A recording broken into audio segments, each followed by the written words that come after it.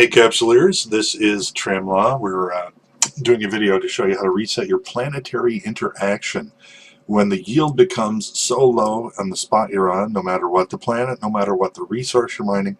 It's time to knock everything down and move it.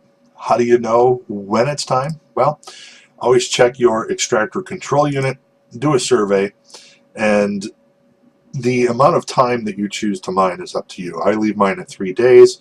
I use 10 extractor heads. That's fine. But when the per hour unit measure becomes low enough where you're getting really odd numbers, it's time to pack it up. So immediately what I do instead of resetting it is I knock the whole thing down.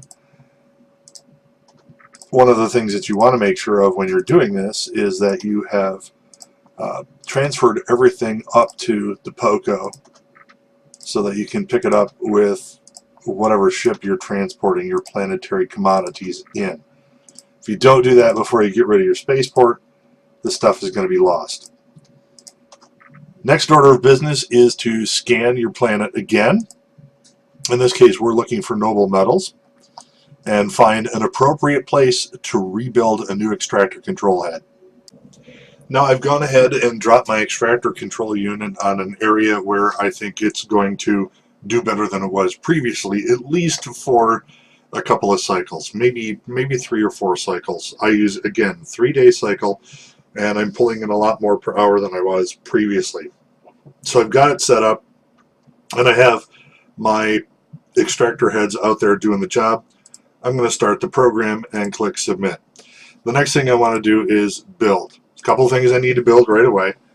One is the launch pad, and let me zoom in a little bit so we can get a grip on that. I'll drop the launch pad and connect it with a link, and I'll also drop a storage facility. These things are a necessity. One of the things that I do too is I upgrade the link between the storage facility and the extractor head, because that's going to push a lot of M3 through there very quickly when it reaches the end of its cycle.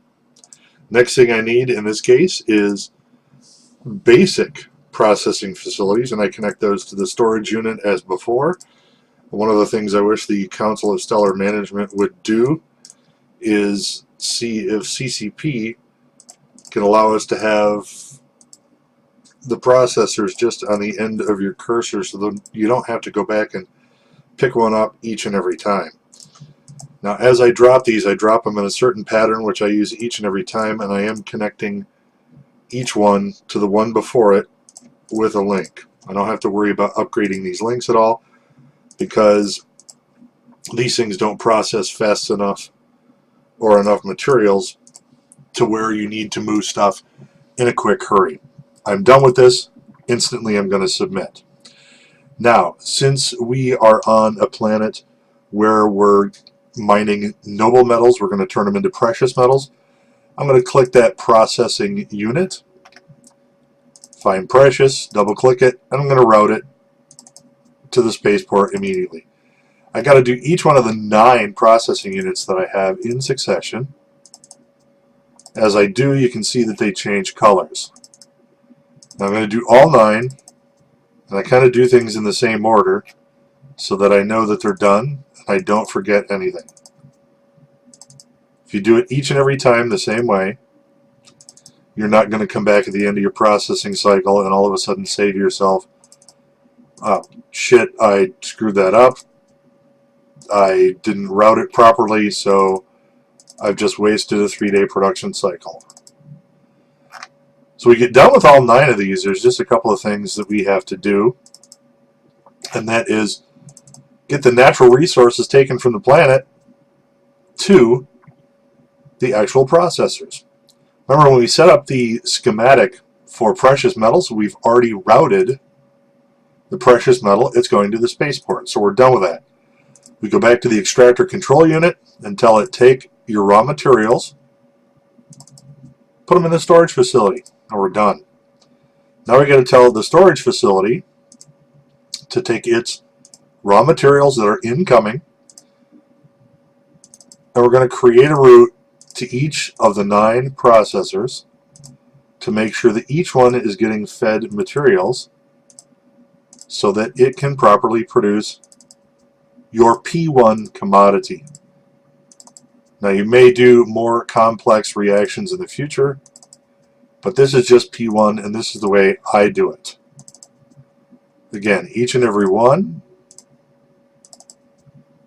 goes directly to a processor and we're done. To make sure that you've done this properly, I always click on the storage facility and check the routes.